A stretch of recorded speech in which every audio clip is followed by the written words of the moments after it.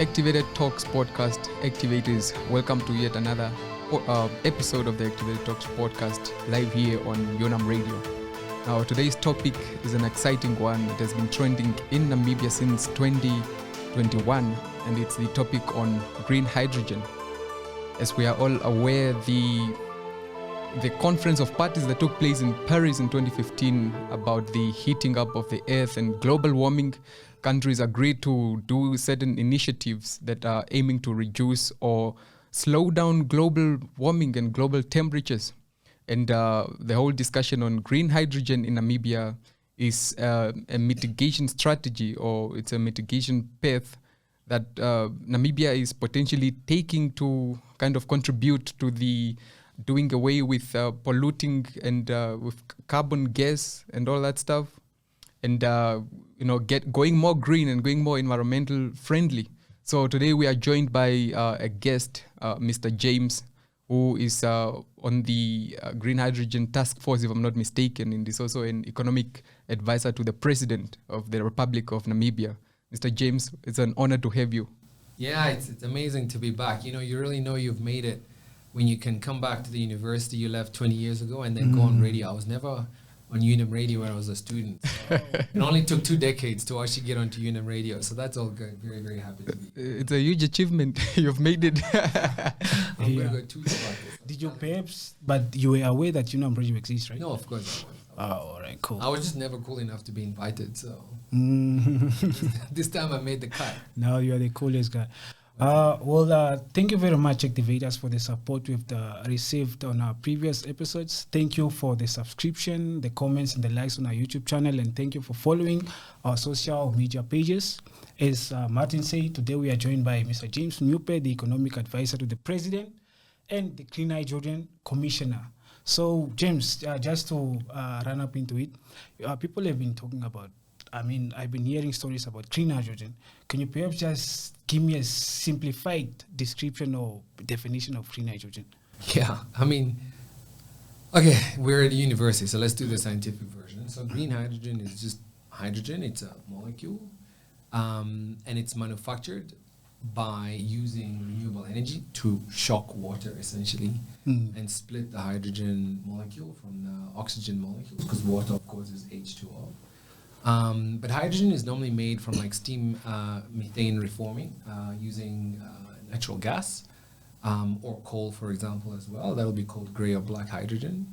The key difference between the green hydrogen and the gray hydrogen is that when you break up the water to take away the hydrogen from the oxygen, the only byproduct is oxygen. But when you break up natural gas using steam methane reforming, because natural gas roughly is CH4, the emission is carbon. Right, so CH4, take out the hydrogen, poof, you get carbon.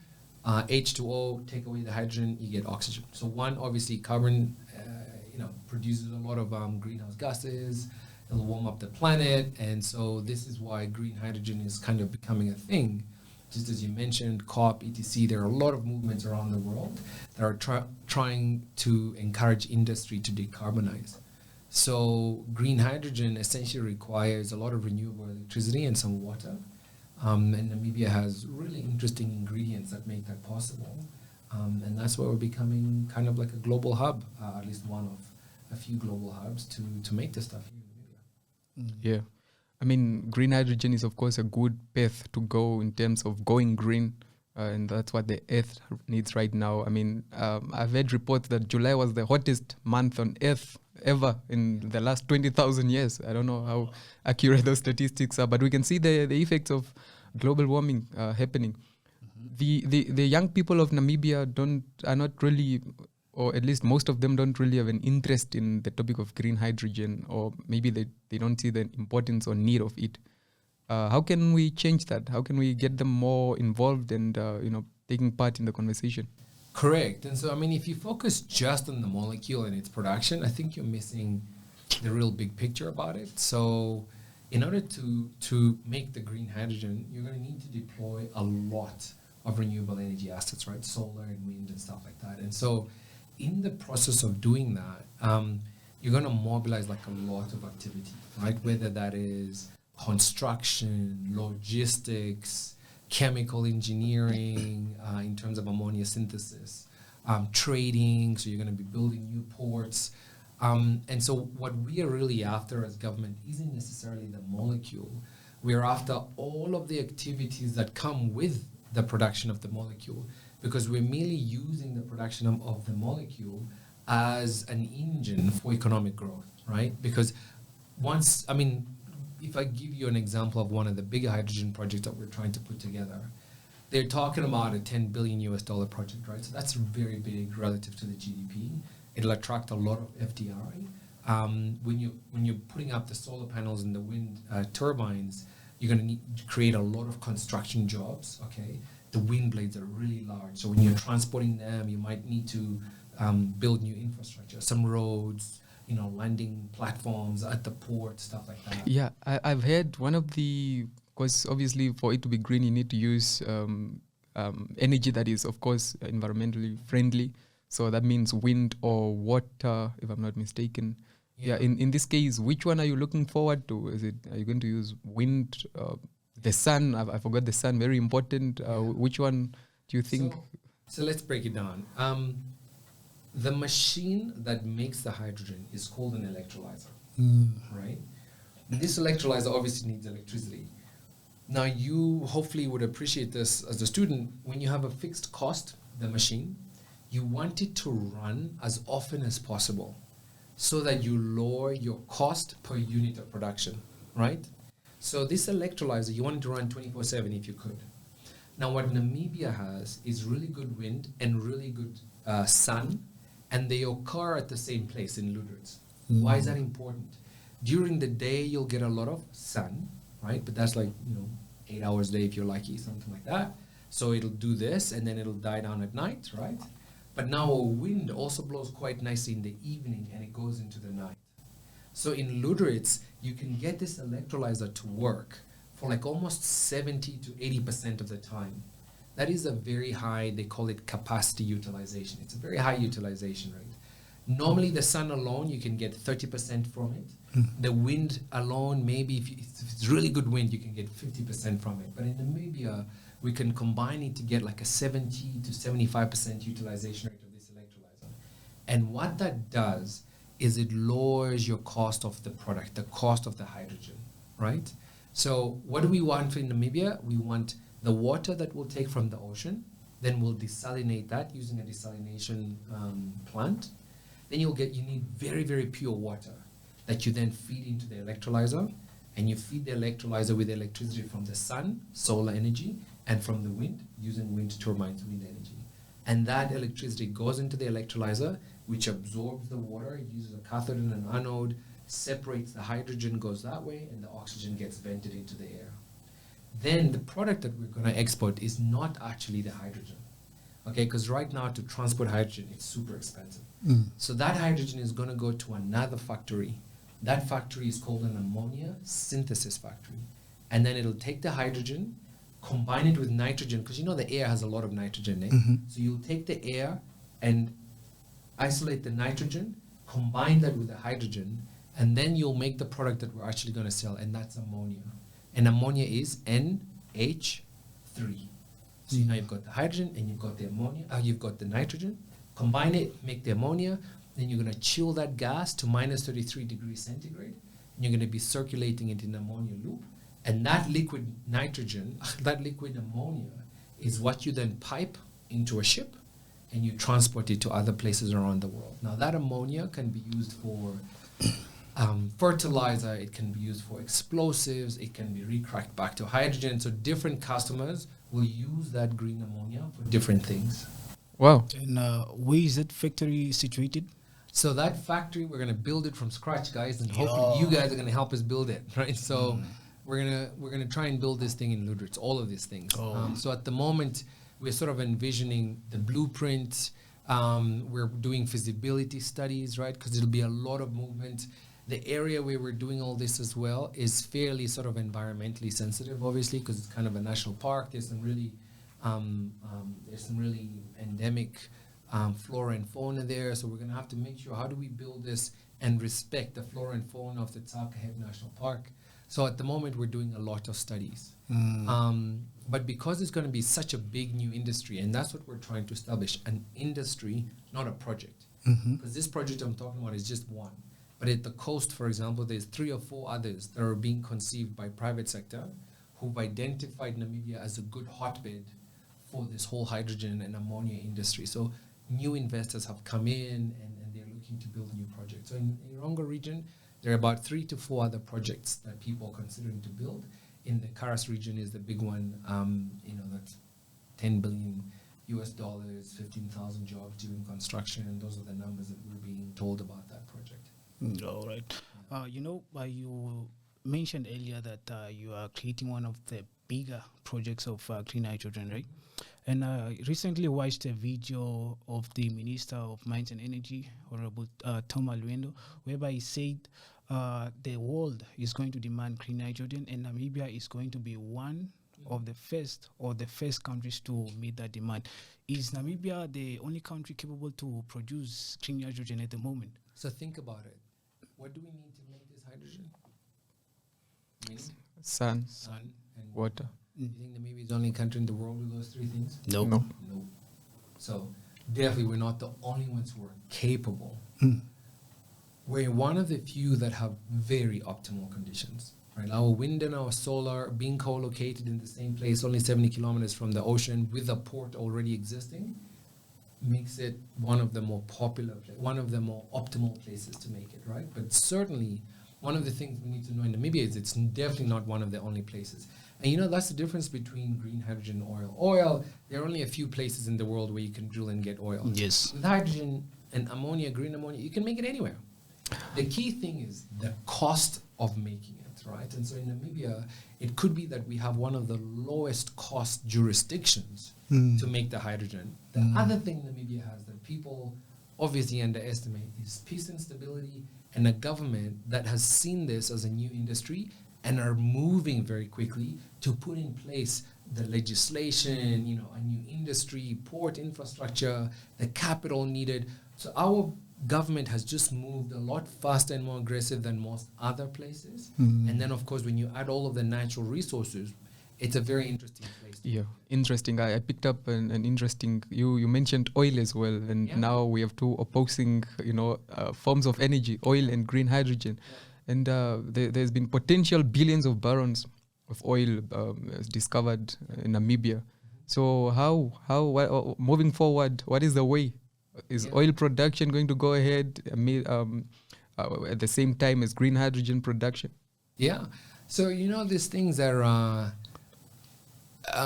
oil came after coal and electricity came after whale oil, right? So these are the energy revolution, right? Evolves over time. But throughout that period, more than one source of energy exists at the same time, right? Today, there's still people using coal-fired power plants. There's still people using coal steam engines. There's still people using electricity, whether it's generated by coal or not. There's still people using gas and oil in the car, etc. So hydrogen, green hydrogen, will come on top of all of these. And there are countries, Norway, Saudi Arabia, Oman, Australia. These are all countries that want to produce green hydrogen but have oil and gas. And they will continue to produce their oil and gas. And they'll start to produce green hydrogen. And some of them, like Oman, have very active plans to transition away from oil and gas into more and more green hydrogen and green ammonia, right? So Namibia, we're lucky enough to have both of these elements, right, that are critical at the same place even. Right? It's like Lüderitz, 300 kilometers that way is oil. On shore, there's green hydrogen. So the question now for government is, how do you make the most of both? Some argue that the oil, maybe it's a bit of a sunset industry. The world is trying to move away from it. I don't know, by 2050, the demand for oil and gas will be very low. Let's see how the world responds. And some are saying green hydrogen, it's just beginning. It's, the sunrise industry. It will replace oil. We'll see. All we know is we have elements of both. And we know that we can move fast to make the most of both. And, for us, we're lucky. There are some countries that just have the oil and they're very worried what happens when demand for oil goes down. Well, if demand for oil goes down and hydrogen goes up and we've got both, we've just got to manage our economy to make sure that we don't get the Dutch disease where oil overbears everything in the economy, and then when it goes down, we're dead. And so for us, we're trying to see whether we can incubate both successfully. And very interestingly, we might be able to use elements of the green hydrogen to actually reduce potentially the carbon content of the oil and gas. And sometimes people say these are opposing forces, but the honest truth is, for as long as people are demanding this oil and gas, right? I mean, a lot of the noise about reducing carbon emissions comes from the Western world, for example, say the EU or the European countries.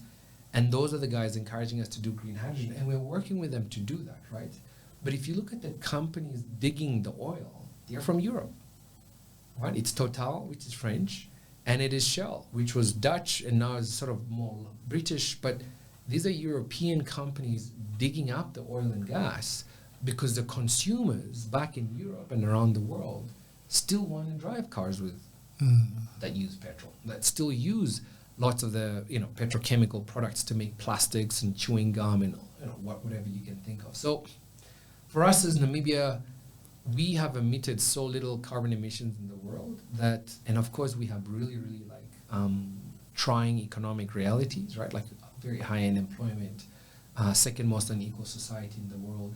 So we are trying to see how we can empower our people. At the same time, it's massively important that we look after the climate, right? Because Namibia suffers idiosyncratically because of climate change, right? When we get hit by a drought, we get hit hard, right? The biggest electricity generator locally is hydro, Herculano. So when there's a big drought and the river goes down, our electricity is gone. We have to import more.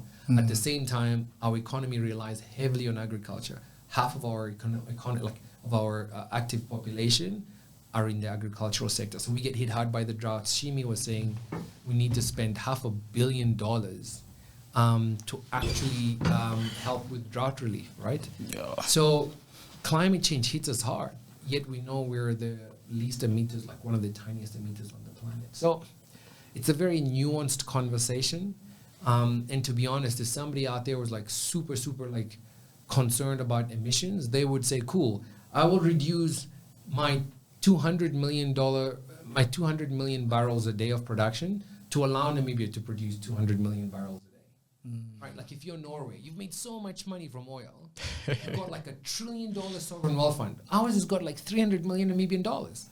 Why don't you reduce your oil production so that we can produce a little bit, so that we can try and build our own sovereign wealth? Yeah. But no country is coming up with that offer. I don't think any country will. But yet, their populations are the ones who are saying, hey, let's stop producing oil. And, like even saying to poor emerging markets like us, don't allow for the oil to be drilled. And I'm like, guys, but you're like driving electric Golfs that are subsidized by oil money. Like your GDP per capita is like $40, $70, $80, $90,000. We're like at 4,000. You want us to not drill for the oil that made you so wealthy now that you're so wealthy?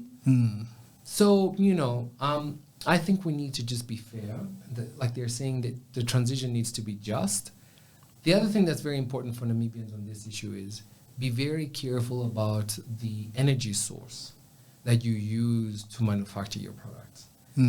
If you do use a lot of energy sources that have a lot of carbon, then those products are likely going to be taxed by something called a CBAM, a carbon border adjustment mechanism.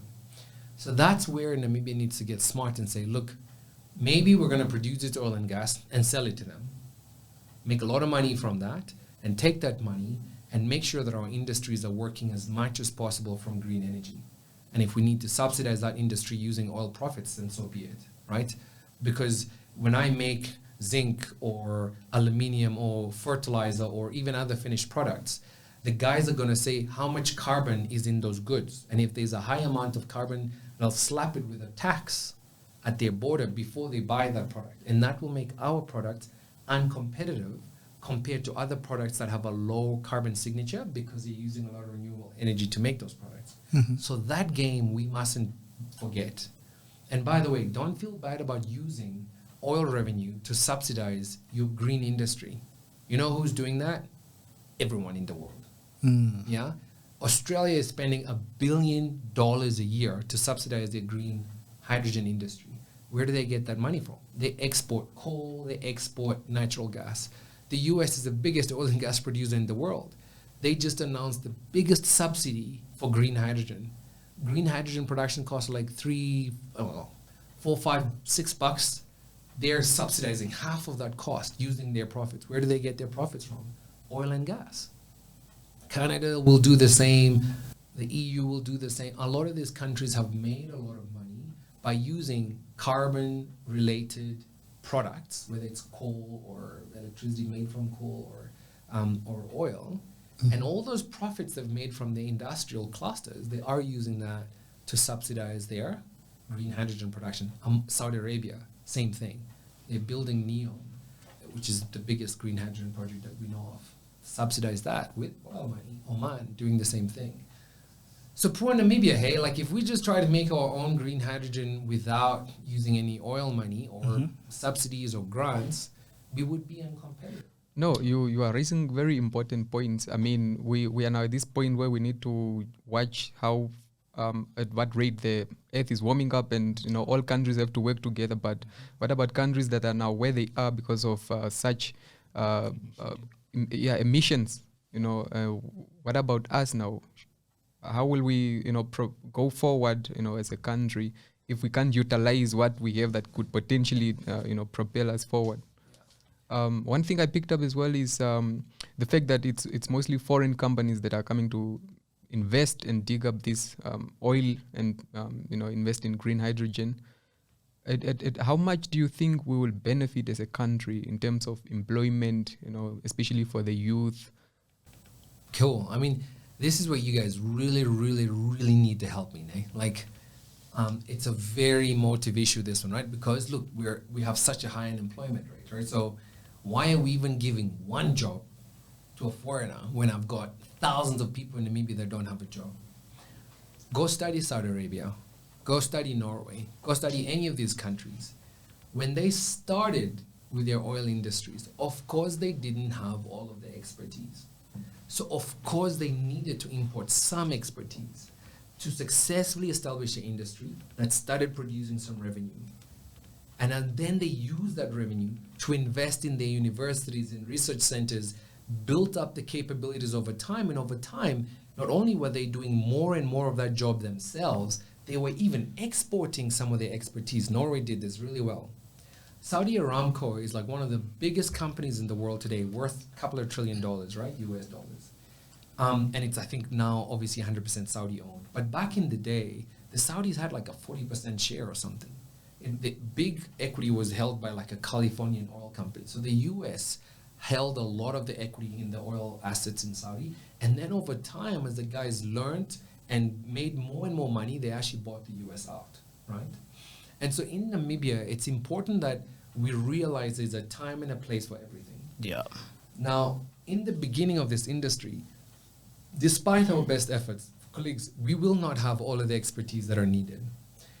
And also one has to understand the green hydrogen industry is similar but very different to the oil industry. Let me try and explain a little bit. If you look at the oil industry for us, it's offshore predominantly, 300 kilometers away, like here in Swakop, right?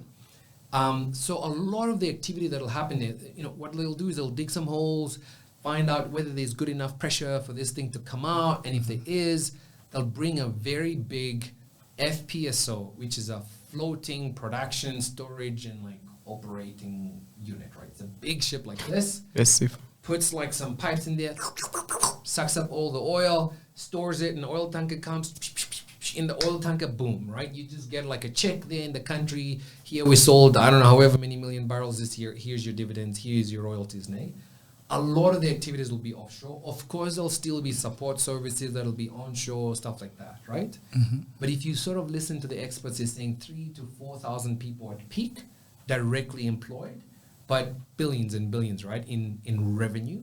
Yeah. Okay? So that's oil roughly. Green hydrogen is kind of the opposite a little bit. All of this stuff is happening on ground, right? It's turbines and solar panels and roads and 15,000 people, because it's super construction heavy, right? So now you can imagine, there's 15,000 people running around here. They all need a house. Their kids need to go to a school. They need to eat as well. Then they go and dig up holes every time, put some concrete. So now you need concrete. So it's very labor intensive compared to the oil. The oil labor will likely earn more per person than the green hydrogen industry, just salary-wise. Maybe $70,000 here, I don't know, $20,000-$30,000 here. So there'll be a premium and less with oil. Here there will be more spread out, right? But lower sort of earnings, right? The two businesses are also different. That oil business is typically a lot higher margin, 20-25% in terms of ROE, maybe even more. On the green hydrogen side, 18-17%, right? So it's not like a big, very profitable industry, especially in the beginning where it needs government subsidies, okay? But because it's so labor intensive, the money multiplier effect will be huge, right? So there'll be a lot more money that'll move within the economy just naturally, right, with green hydrogen. Why am I saying about these two differences? Namibia is trying to do both of these in the same decade, right? So 27, 28, 29, 30, both of these industries should start coming online. Now, guys, let's think about this for 2 seconds. 15,000, 4,000. We're talking 20,000 new, very interesting jobs. We will not have all of those skills, but we'll have some. On the green hydrogen side, they're saying, look, 90% of those jobs we should be able to do ourselves. I think on oil, they're still working on the numbers, but I've heard something like, 40, 50% of the jobs could be Namibian. Yeah. Okay? So one could look at that and say, well, then I'm looking at 12,000 here, maybe another sort of 2,000 there, so that's 14,000 jobs. But when those guys start spending their money, indirect jobs and induced jobs, it'll be a lot, right? Plus, these new energy forms, especially this green one, could attract new energy-intensive industries that are looking for green electricity, aluminium smelting, zinc smelting, fertilizer, steel, like pig iron manufacturing. And that could mean that Lüderitz starts to get 2, 3, 4, 5 different big factories that are looking to make new product. That's amazing for Namibia if we get that done. Because not only are you going to start diversifying your export sources, so there'll be oil, there'll be ammonia, there might be zinc, there might be fertilizer, right? 4 or 5 different new jobs, new revenue sources, right? At the same time, each of those industries will need jobs as well. So our sort of early estimates were saying, look, we could create 600,000 new jobs by 2040. Permanently. Permanent sort of jobs in all these different factories, indirect, direct, if we play our cards right. Now, it's 7 years to go, but as you can see, when I was driving here in your campus, I missed a turn. I went down over there. I saw a Namibian Green Hydrogen Research Institute sign with a big Berlin bear outside.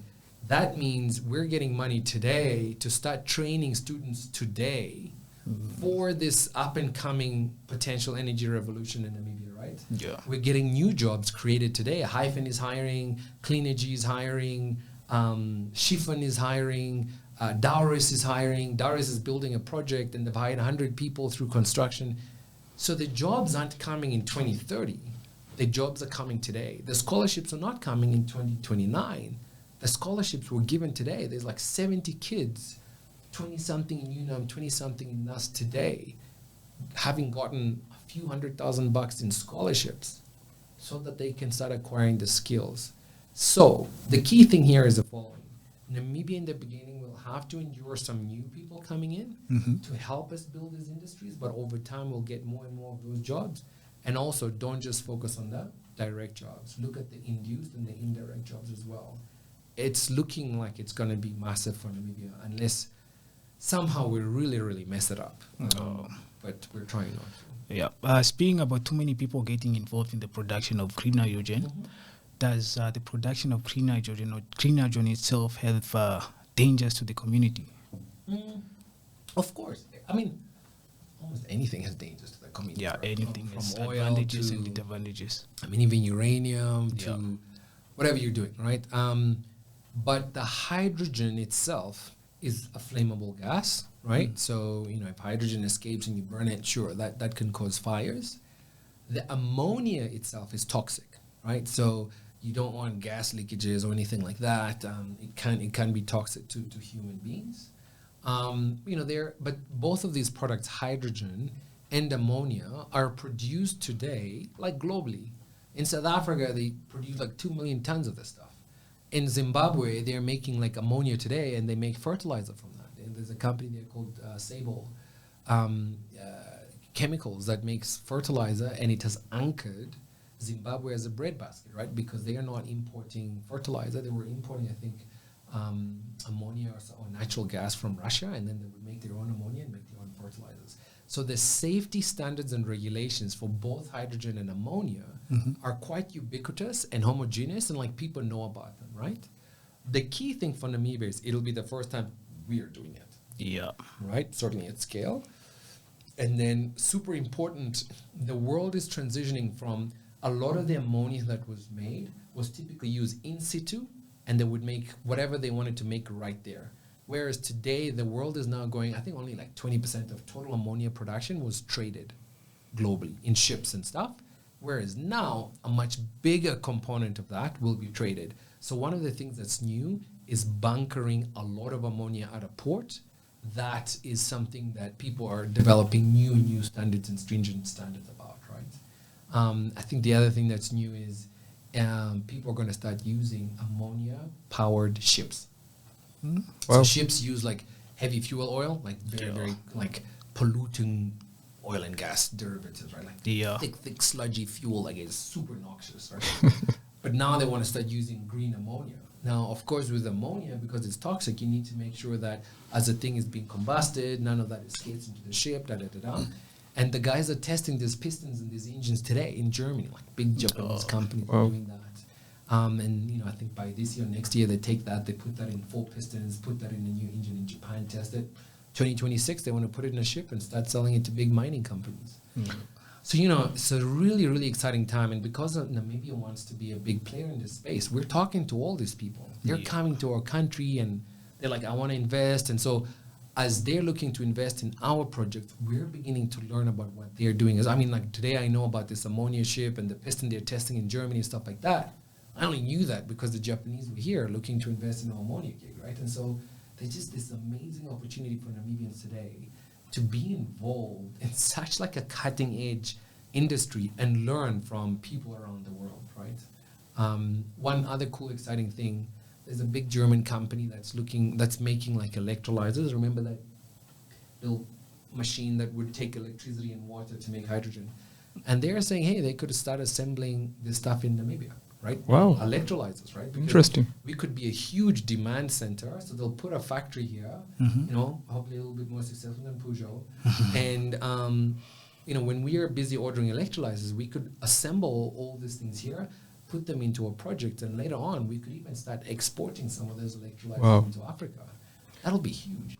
That's amazing. Yeah, I'm understanding that from the green hydrogen production, we have 2 byproducts, ammonia and hydrogen. One's not a byproduct. A byproduct is something that you produce. Oh, by the way. So the main product is ammonia. The byproduct is oxygen. Awesome. Yeah. Right. So, that's not a byproduct. The byproduct is oxygen, because that's just being... Thanks for the clarity. So with the ammonia, that means our agriculture sector could potentially benefit massively, and we could see a growth in that sector. This is what that Daureb project that everyone's talking about is trying to do. They're Awesome. Like, hey, okay, let's use this wind, let's use this solar, let's use an electrolyzer, we'll make the ammonia. And maybe instead of exporting the ammonia, could we make fertilizer in Namibia? So they're looking to make something called ammonia sulfate, which is like crystal form, and that's a fertilizer. And then they're saying, cool, I actually want to use that fertilizer in like a green, in like a little greenhouse, and I can start making, carrots and tomatoes and stuff in Namibia. Wow. And I want to teach the dudes who live next to me to do the same. Yeah. And so if they make 3 tomatoes and 2 carrots, and I make 20 tomatoes and 37 carrots, I'm going to take theirs, bundle it up with mine, and go sell it to Pick and Pay. Which now means I've created jobs and livelihoods for that community. Locally. Plus I've created, a whole new industry or an agricultural potentially production units.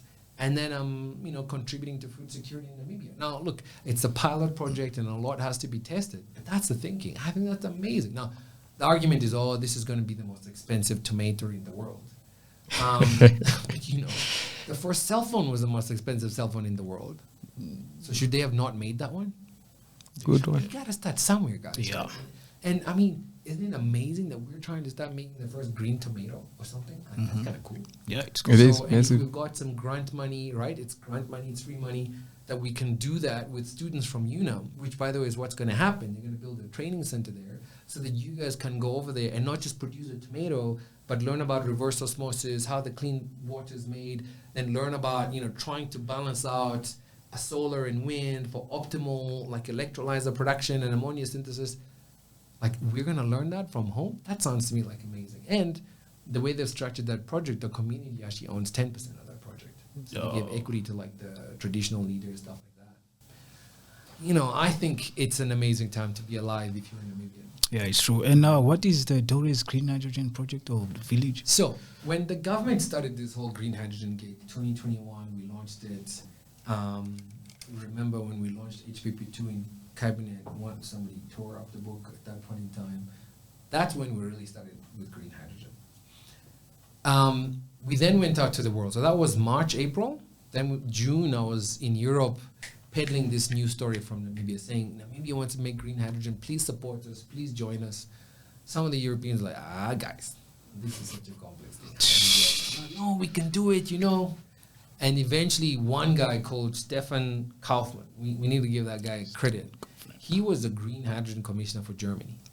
And that guy, he looked at me, looked at all the conditions in Namibia, had a few chats, and he was like, I'll back you guys. He basically gave us his government, through their ministry, gave us 40 million euros. That's a lot of money, like 800 million Namibian bucks, almost $1 billion. Yeah. Interesting. Cool. We're going to do this program. We called it the JCOI. Here's 800 million bucks. How are you going to do it? We said, cool. We'll take 5 million and we'll craft our own green hydrogen strategy. We'll take 5 million and we'll put together a national scholarship program where we're going to take students from around Namibia and we're going to take them to school and teach them how to do this. And then we're going to take 30 million and we're going to inject it into pilot projects. Small, young, up-and-coming ideas and commercial projects that want to use hydrogen in various forms. So we put out an advertisement, a call, say, hey guys, who wants to do this? We got 23 of them. We worked together with BMBF, which is a Ministry of Education Research from Germany, SASCAL, which is sort of like the implementation arm, and us. We reviewed all of those applications and four pilots were chosen.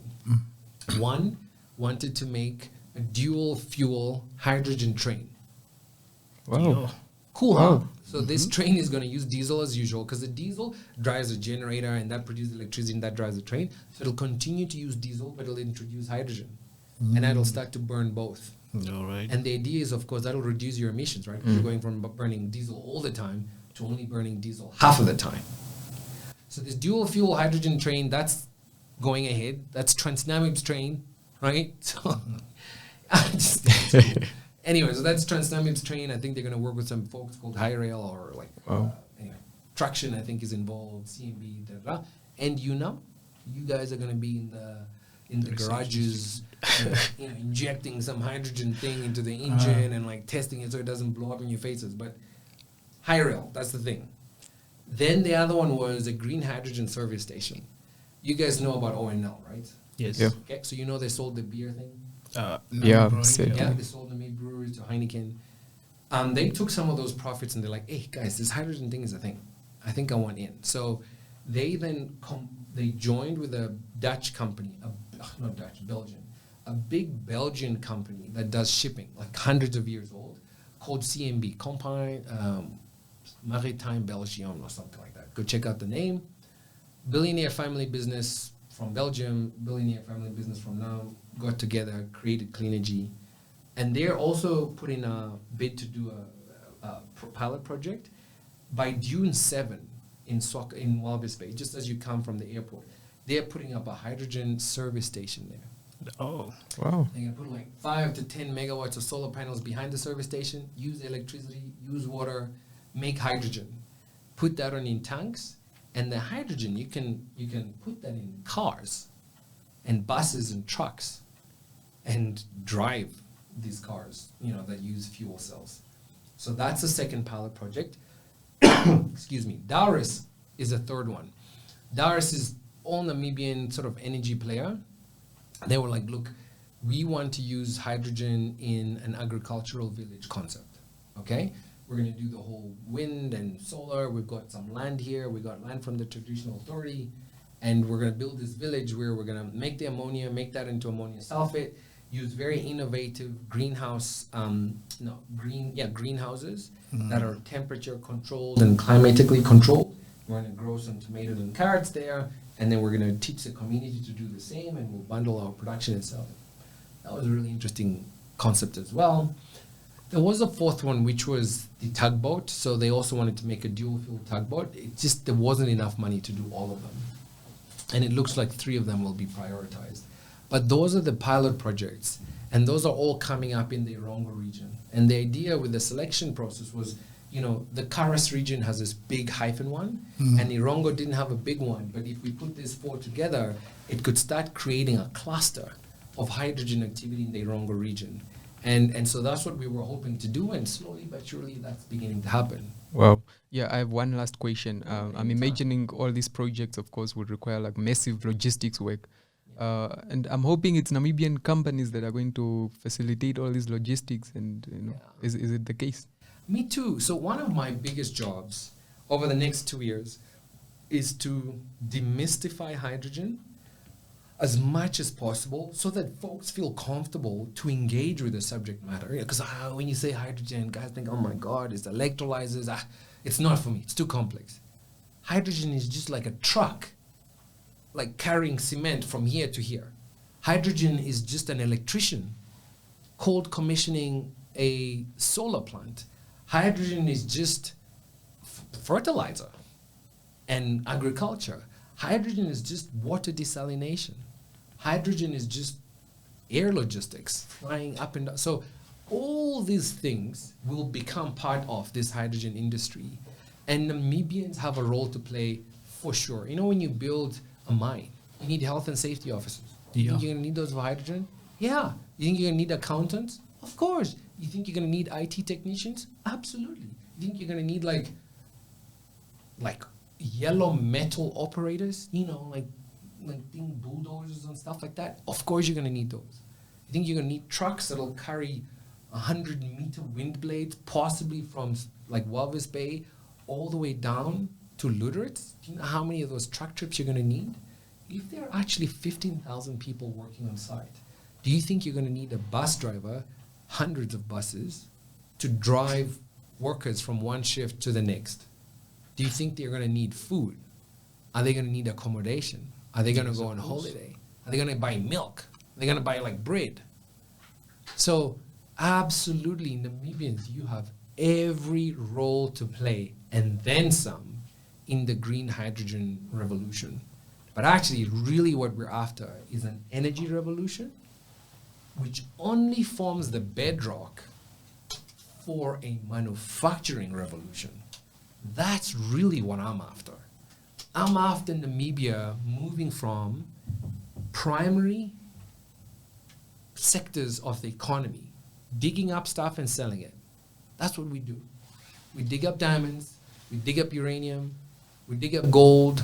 That's most of our economy, and we sell it, right? Mm-hmm. When it comes to manufacturing, what do we actually make in Namibia? We make some beer, we still do. It's not ours, but we make some beer, we make some chicken, maybe we make some copper blisters, maybe we polish some diamonds, maybe fillet some fish. We don't have a big manufacturing sector, right? Mm-hmm. That's primary sector, dig up stuff. Secondary sector is where you make stuff. Tertiary sector is where you start trading in services, huh? You start selling IP, intellect. To get there, we need to go through this revolution typically. So what you're doing here with the Namibia Green Hydrogen Research Institute, super, super key to get to tertiary sector one day. This is what Norway did, right? And Norway became like massive sellers of oil and gas expertise around the world. We could be selling, Dr. Shafuda from UNAM did his PhD on fuel cells and hydrogen or something like that. Yeah. What if we multiply that guy by 70 by 2030. And not only did they do like a little theoretical PhD, they were involved in converting a truck to using hydrogen. They were involved in ammonia synthesis and improving the Haber-Bosch process. So eventually we're going to end up tertiary sector, but can we get into the manufacturing sector for real? Can we start making fertilizers? Can we start making zinc ingots more and more? We've done that before, but we can do more. Could we maybe start making pig iron, which is taking iron ore, reducing it, and just getting rid of the the oxygen content using hydrogen to make pure iron, which is used for steel manufacturing. So before we even get to steel, we can start making pig iron, right? And so that's where I want us to get into manufacturing. And after that, of course, you can end up in the tertiary sector. So the president gave a speech in 2020, September, at the United Nations General Assembly. I want everyone to read this particular component, but he said that we wanted to change the structure of the Namibian economy, right? To use innovative financial tools to do that, because we know that this whole energy transition, like there's lots of cheap money that'll be available, green bonds, blue bonds, carbon credits. So we want to use that cheap money because we know we don't have a lot of money. And we also want to champion R&D, African research and development. We know we need this to get into the tertiary sector, and we know that those first two components will get us into the secondary sector. That's really what I'm after. So if we can build a good, big, strong green industrialization platform in Namibia, you're off to the races for real. To cure your unemployment, but also to start getting wealthier and wealthier. And what role is Hyphen Hydrogen playing in making this project a reality? Yeah. So Hyphen Hydrogen, well, they are a big company, or they are a company that is looking to develop one of the big hydrogen projects, right? So the one in the south, they're saying, 350,000 tons of hydrogen, 2 million tons of ammonia. It's a $10 billion project. So it's like 200 billion Namibian dollars. It'll be the biggest project Namibia has built ever, if we can get it right? And they are currently the developer. So they bid for the land, they put together the plans of how to do this, they're designing where to put all the wind turbines and the solar plants. They're talking to future customers, right, that will buy the product. They're obviously looking to make sure we're doing this in an environmentally friendly way. So that's their job. They won the tender to do that.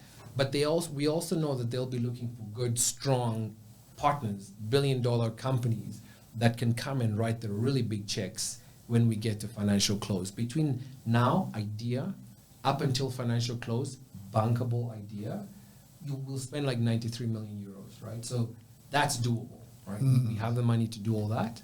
But when we get a financial close, you're going to need to raise $10 billion in capital. So 3 billion in equity for sure, 7 billion in debt. You're going to need some serious players to do that. And that's why we know over the next 2 years, we're going to need to bring in some strategic equity players as well. Wow. Mr. James, I thought when I came here, I knew my stuff about green hydrogen. It's true. Find out more. I was wrong. This is why you got the commissioner in the house. Yeah.